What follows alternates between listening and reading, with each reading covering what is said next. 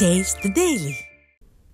காரணமாக தருமபுரி அருகே சனத்குமார் நதியில் ஏற்பட்ட வெள்ளத்தால் குடியிருப்பு பகுதிகளில் தண்ணீர் சூழ்ந்ததால் பொதுமக்கள் அவதியடைந்தனர். வேடிப்பன்திட்டு, ஜி.கே. நகர், சாய்பாபா நகர் உள்ளிட்ட பகுதிகளில் உள்ள குடியிருப்புகளை வெள்ளம் சூழ்ந்துள்ளதால் அன்றாட தேவைகளுக்கு வெளியில் செல்லும் பொதுமக்கள் தண்ணீரிலேயே நடந்து செல்லும் அவல நிலை ஏற்பட்டது. திறனற்ற ஸ்டாலின் அரசின் மாவட்ட நிர்வாகம் இந்த பகுதியில் உள்ள தண்ணீரை அகற்றுவதற்கு நடவடிக்கை எடுக்க வேண்டும் என குடியிருப்பு வாசிகள் வலியுறுத்தியுள்ளனர்.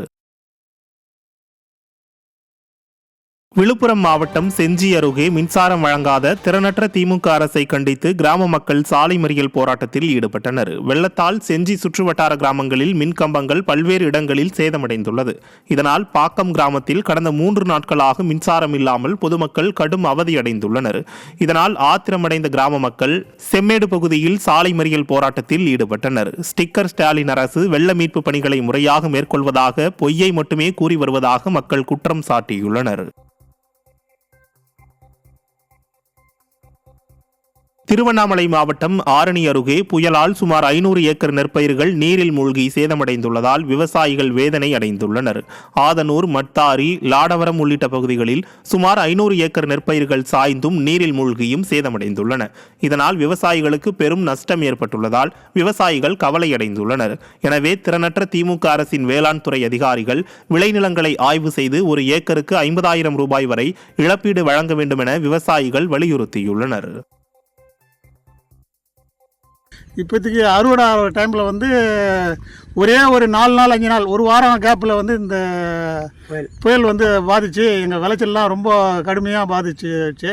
அதனால் எங்களுக்கு ரொம்ப ஏர் உழை கூலி, நடவு கூலி, உரக்கூலி ஆக ஒரு ஏக்கருக்கு எங்களுக்கு கிட்டத்தட்ட ஒரு 40,000 50,000 வரைக்கும் செலவாயிருக்குது.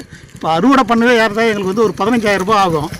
ஆக மொத்தம் எங்களுக்கு இந்த இழப்பீடு அரசாங்கம் எங்களுக்கு நேரடியாக ஆய்வு செஞ்சு எங்கள் கலப்பை எங்களை நேரடியாக எங்கள் விவசாய நிலத்தை பார்வையிட்டு கூட நீங்கள் எங்களுக்கு இந்த உரிய நிவாரணம் வாங்கணும் அரசாங்கத்தை நாங்கள் மிகவும் தாழ்மையுடன் கேட்டுக்கொள்கிறோம்.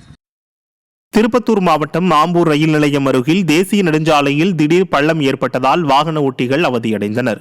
சான்றோர் குப்பம் முதல் கன்னிகாபுரம் வரை உயர்மட்ட மேம்பாலம் அமைக்கும் பணி ஆமை வேகத்தில் நடைபெறுவதால் சர்வீஸ் சாலையில் போக்குவரத்து மாற்றி அமைக்கப்பட்டது. இந்த சாலையில் திடீர் பள்ளம் ஏற்பட்டு போக்குவரத்து பாதிப்படைந்தது. நெடுஞ்சாலைத்துறையினர் சாலை மற்றும் மேம்பாலங்கள் அமைக்கும் போது சாலைகள் சேதமடைந்து வருவதை கண்டுகொள்ளாததால் இதுபோன்று அடிக்கடி போக்குவரத்து பாதிப்பு ஏற்படுவதாக வாகன ஓட்டிகள் குற்றம் சாட்டியுள்ளனர்.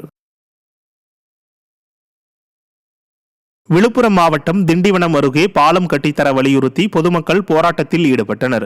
புயல் மற்றும் வெள்ளத்தால் திண்டிவனம் சுற்றுவட்டார பகுதிகளில் உள்ள ஏரி குளங்கள் உடைந்து வெள்ள நீரானது ஊருக்குள் புகுந்தது. இந்த நிலையில் ஆட்சிப்பாக்கம் ஆவணிப்பூர் சாலையில் உள்ள பாலம் உடைந்து வெள்ள நீர் ஊருக்குள் புகுந்தது.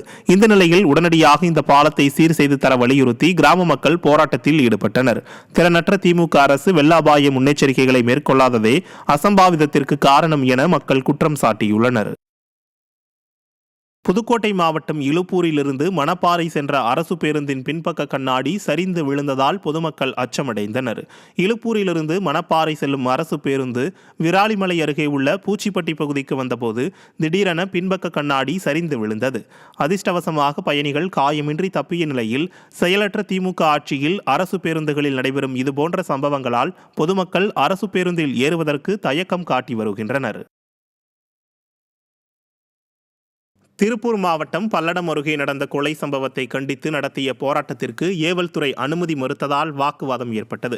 சேமலை கவுண்டன் பாளையத்தில் ஒரே குடும்பத்தை சேர்ந்த 3 பேர் கொடூரமாக கொலை செய்யப்பட்ட சம்பவத்திற்கு எதிர்ப்பு தெரிவித்தும் குற்றவாளிகளை விரைவாக கைது செய்ய கோரியும் பல்லடம் அவினாசி பாளையம் சுங்கம் பகுதியில் விவசாயிகள் சார்பில் போராட்டம் நடைபெற்றது. இந்த நிலையில் ஏவல்துறை அனுமதி மறுத்ததால் ஆத்திரமடைந்த விவசாயிகள் போலீசாருடன் கடும் வாக்குவாதத்தில் ஈடுபட்டனர். தீயசக்தி ஸ்டாலின் ஆட்சியில் ஏவல்துறை கொள்ளையர்களுக்கு துணை போவதாக போராட்டக்காரர்கள் குற்றம் சாட்டினர்.